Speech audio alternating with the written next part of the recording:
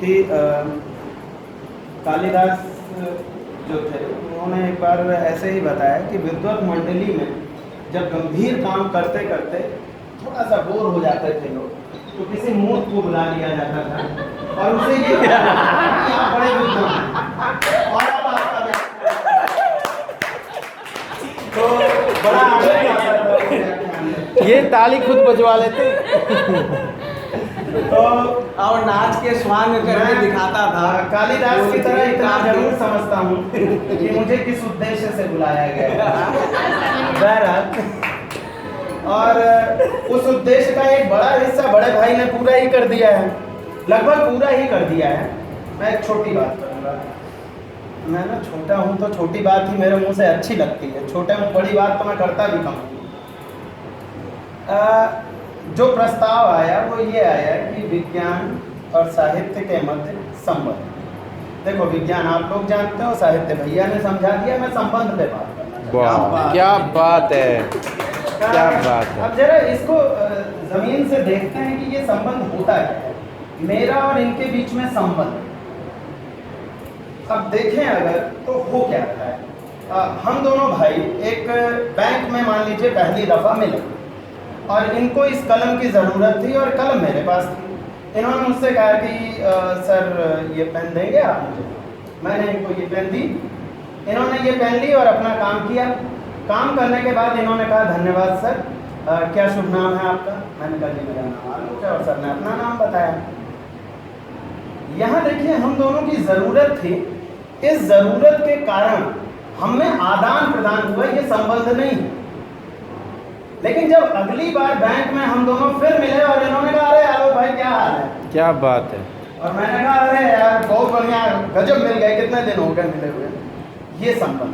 तालियां, बहुत खूबसूरत। अब जरा इस आईने में इस पैमाने के साथ देखिए, इसको आप वैज्ञानिक प्रक्रिया भी समझ सकते हैं एक जगह तक पहुंचने की।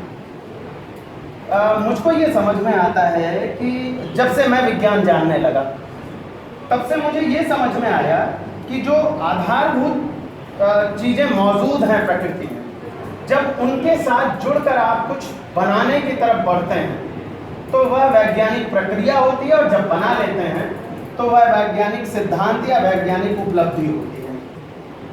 इस संबंध को जरा ऐसे देखते हैं तो इन दोनों के बीच में हुआ ये कि एक जरूरत के कारण इन्होंने आपस में आदान प्रदान किया।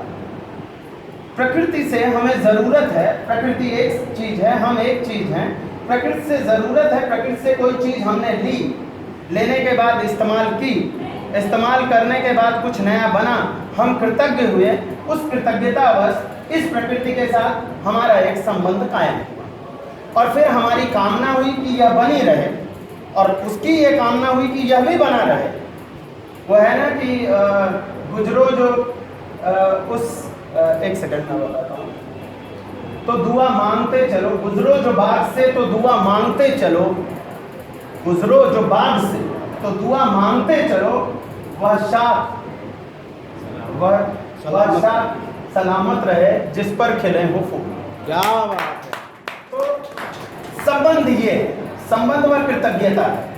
अब देखते हैं क्या साहित्य और विज्ञान के बीच में ऐसा कुछ मामला बन रहा है, कुछ आदान प्रदान है और आदान प्रदान के पश्चात क्या कुछ कृतज्ञता ज्ञापन है। तो देखते हैं उधर से कि आदान प्रदान अगर है या नहीं है तो किस चीज का संभव। तो समझ में एक बात आती है कि एक तत्व है कल्पना। साहित्य अपने को शुरू जब करता है, वर्ड्सवर्थ जब कहता है poetry is spontaneous overflow of powerful feelings. ये फीलिंग क्या है, किस चीज की फीलिंग? फीलिंग कल्पना है जो स्पॉन्टेनियस है। तो जब कल्पना